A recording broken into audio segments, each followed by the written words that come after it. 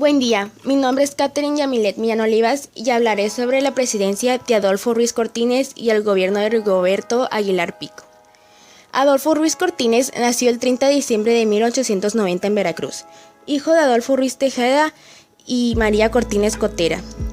Su padre murió 2 meses antes de que él naciera, por lo tanto la familia se marchó a vivir con José Gabriel Cotera Calzada, hermano de su abuela materna.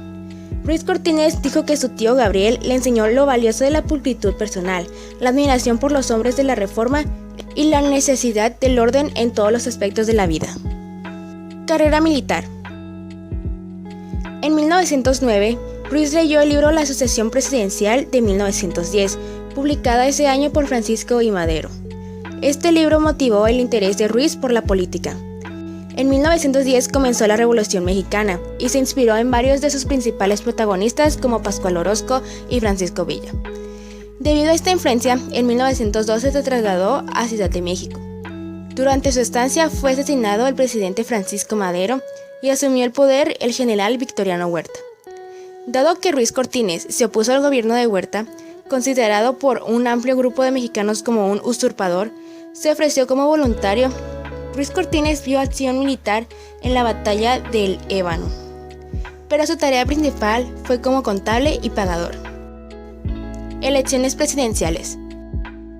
El presidente saliente, Miguel Alemán Valdés, designó a su secretario de Gobernación, Adolfo Ruiz Cortines, como candidato presidencial del PRI. El coordinador de la campaña de Ruiz Cortines fue Adolfo López Mateos, quien posteriormente lo sucedería en la presidencia.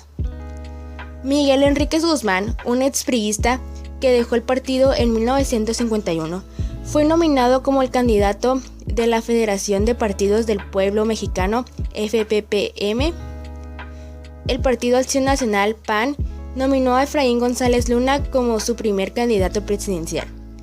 Finalmente, el conocido líder sindical, Vicente Lombardo Toledano, contendió como candidato del Partido Popular.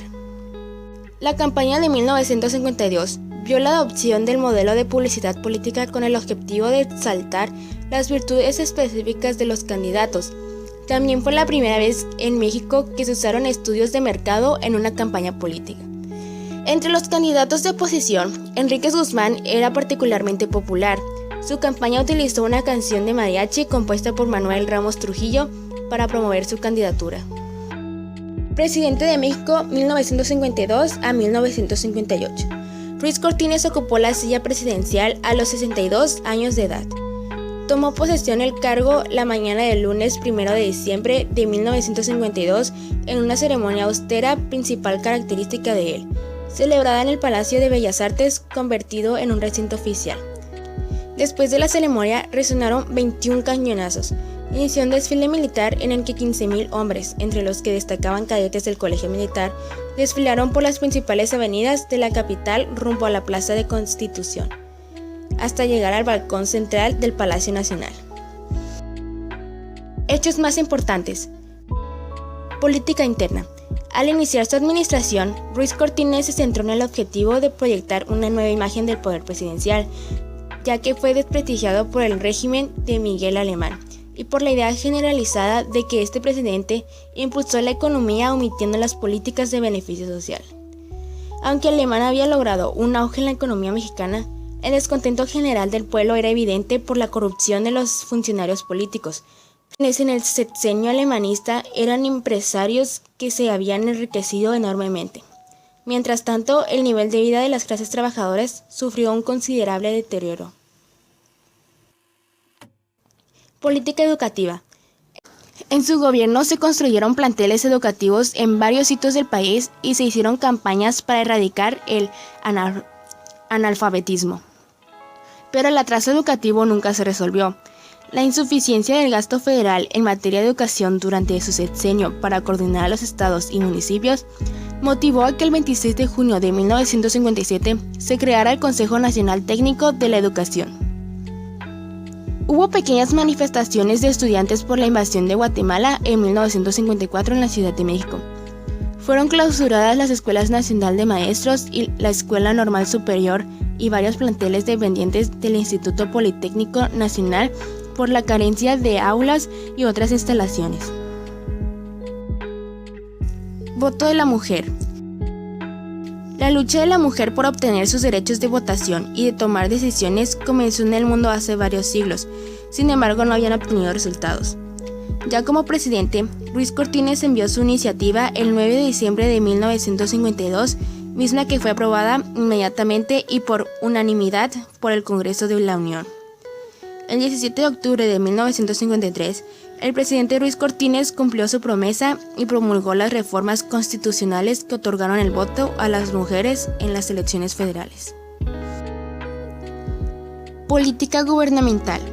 Durante esa administración se incrementaron los salarios reales de los trabajadores, se financiaron las obras petroleras mediante el uso de emisiones de bonos y sin contraer deuda externa.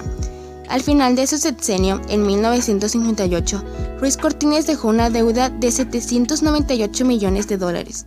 Las campañas nacionales para erradicar el paludismo, la tuberculosis y otras enfermedades tuvieron mucho éxito. La implementación en todo el país de juntas de mejoramiento cívico y moral, como lo hizo en sus tiempos de gobernador de Veracruz, fueron bien recibidas. En su gestión se fomentó el ahorro nacional desde la niñez, se fundó el Instituto Mexicano de Vivienda y se estableció la Comisión de Inversiones. Impulso a la industria. Ruiz Cortines dio un gran impulso a la industria, tal y como había sucedido en administraciones anteriores. En 1954 se destinó un presupuesto al sector paraestatal del 20.2%. Se les brindaron facilidades fiscales a las empresas privadas, lo que permitió elevar considerablemente extensiones e impuestos, lo que redujo el ISR y otros subsidios de menor trascendencia. Además, estableció que no se pagarían impuestos respecto a los sueldos de 300 pesos mensuales, con el fin de mejorar el ingreso de los compradores de productos mexicanos. Se estableció el Consejo de Fomento y Coordinación de la Producción Nacional, encargado de coordinar la política económica del gobierno con iniciativa privada para mejorar la economía nacional. Economía y finanzas. Al comenzar su periodo presidencial, Ruiz Cortines se enfrentó a una economía inmersa en la inflación, originada en los sexenios anteriores que no se había podido erradicar pese al continuo crecimiento económico iniciado en 1950.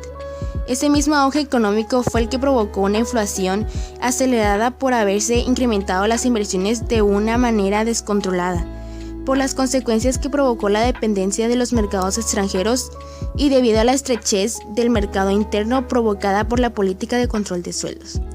Estos problemas se hicieron evidentes al terminar la Guerra de Corea en 1953, ya que se redujo la demanda mundial y se disminuyeron los precios internacionales de las materias primas, eventos que perjudicaron de manera rápida a la producción agrícola de México, que tenía sus bases principales en los cultivos de exportación. De esta forma se redujo el ingreso para la clase campesina, dándose como consecuencia interna que no hubiera demanda de productos agrícolas e industriales.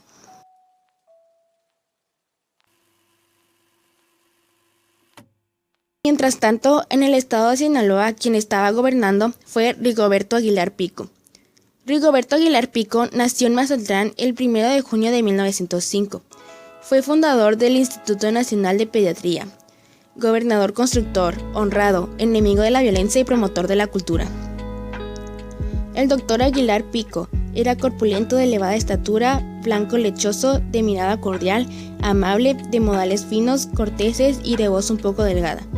Murió en la Ciudad de México el 29 de junio de 1974. En 1954 inició la construcción del Paseo Clausen y la Calzada del Camarón en Mazatlán.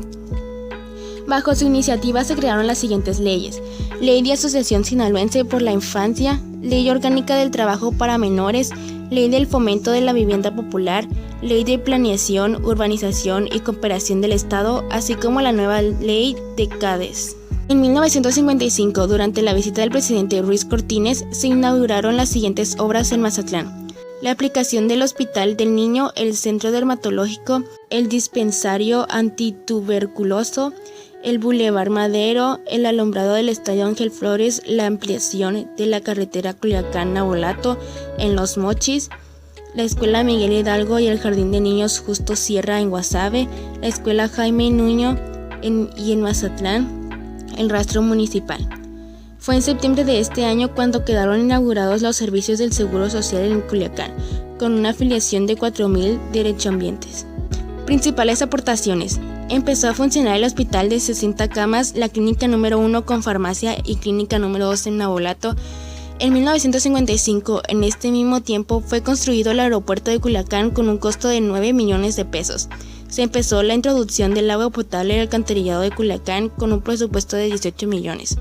Sus obras concluidas y el progreso manifestado en Mazatlán, además de concederle el valor a la niñez de México, hacen imaginar que Rigoberto Aguilar Pico es un digno representante de la sociedad mexicana. Fue durante su mandato que, atendiendo a la urgencia de dar mayor coordinación y unidad a las labores administrativas, se formularon las reformas constitucionales tendientes a cambiar la antigua organización del Ejecutivo por departamentos autónomos, habiendo sido aprobadas y promulgadas. Posteriormente se aprobó y publicó la Ley Orgánica de la Secretaría General de Gobierno, que vino a dar una notable cohesión a las mencionadas labores a cargo de Manuel Díaz. También emprendió una campaña contra el robo de ganado, cuyos éxitos fueron claramente perceptibles, lo que vino a crear el deseado clima de tranquilidad en el campo, condición indispensable para que los campesinos, pequeños propietarios rurales y ganaderos pudieran confiadamente dedicar sus esfuerzos a las tareas productivas en beneficio de la economía regional. Uno de los propósitos de Aguilar Pico fue el promover la siembra del olivo en Sinaloa. Sin embargo, la siembra fue un fracaso. A pesar de ello, no paró en su desempeño por crear una escuela práctica de agricultura y ganadería. Con el soporte de la Secretaría de Agricultura y Ganadería, se dio paso a la creación de esta obra tan importante para el progreso de la agricultura y ganadería en Sinaloa.